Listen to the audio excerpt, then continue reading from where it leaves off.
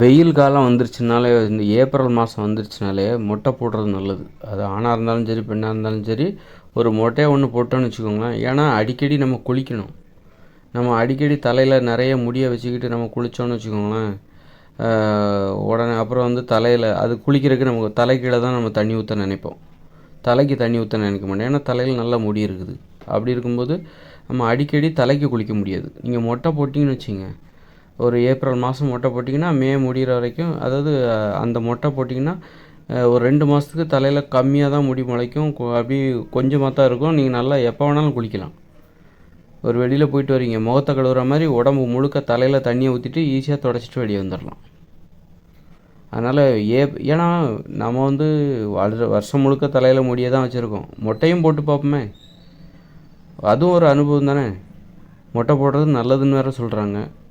அதுவும் ஒரு அனுபவம் தானே. தலையில் எப்போதும் முடியோடே இருக்கணுமா என்ன? நம்மளால் இப்போது இந்த இயந்திர அறிவியல் உலகில் தான் இந்த பிளேடெல்லாம் கண்டுபிடிச்சாங்க, கத்தி கண்டுபிடிச்சாங்க. அதனால் வந்து நம்ம மொட்டை போட்டுக்கிறதுக்கான வாய்ப்பு இருக்குது.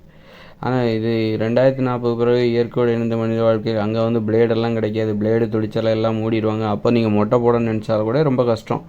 அதாவது கத்தியை வச்சு ஏதாவது தீட்டி, இருக்கிற கத்தியை வச்சு தீட்டி இப்போ போடுவாங்க. அது இன்னும் ஒரு 500 வருஷம் கழித்து 2040 பிறகு இயற்கையோடு இணைந்த மனித வாழ்க்கையில் தொடங்கிறோம். அதுக்கப்புறம் வரப்போகிற ஒரு 500 வருஷம் கழிச்சுலாம் உங்களுக்கு கத்தி கிடைக்காது, எதுவுமே கிடைக்காது. மொட்டையே போட முடியாது. மொட்டை போடணும்னு நினச்சாலும் போடவே முடியாது. ஏன்னா அதற்கான கத்தி கிடையாது, பிளேடு கிடையாது. அந்த உலகத்தில் நீங்கள் மொட்டையே போட முடியாது. இப்போ வந்து நீங்கள் வந்து இப்போ மொட்டை போட முடியும். இப்போ நீங்கள் வெயில் காலம் அப்படின்னா, ஏப்ரல் மாதம் அப்படின்னா, நீங்கள் என்ன பண்ணுங்கள், ஏப்ரல் மே மாதம் இந்த வெயிலை எதிர்கொள்கிறதுக்கு மொட்டை போட்டுருங்க.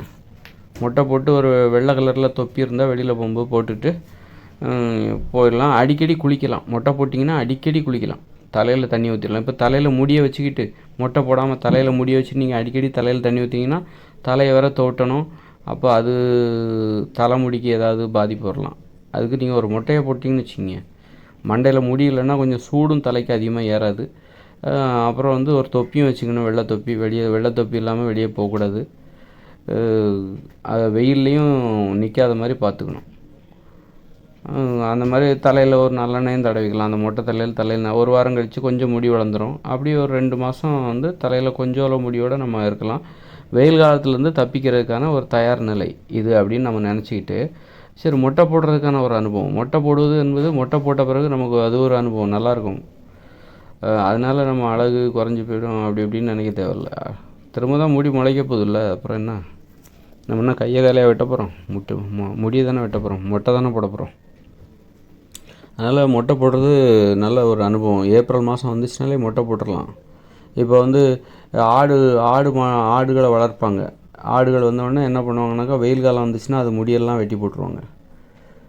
அப்புறம் வந்து குளிர்காலத்தில் அதுக்கு முடியெல்லாம் வளர்ந்துடும். அது மாதிரி தான் முடியெல்லாம் வெட்டினா தான் அதால் வெயில் காலத்தை தாங்க முடியும். அது வெளிநாடுகளில் குளிர் பிரதேசங்களில் வசிக்கிற ஆடுகள் அவங்க எப்போ முடியை வெட்டுவாங்கன்னா, வெயில் காலம் வரும்போது முடியை வெட்டி விடுவாங்க. அது வரைக்கும் அந்த முடி வளரும்.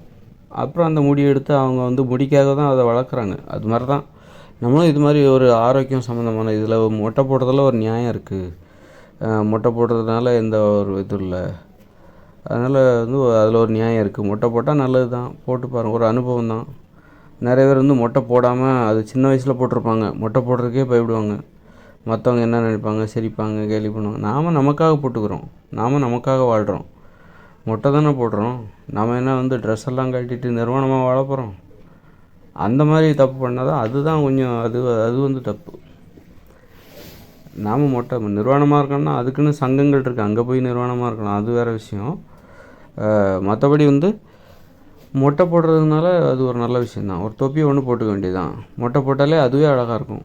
அழகானவங்களுக்கு அதுவும் அழகாக தான் இருக்கும்.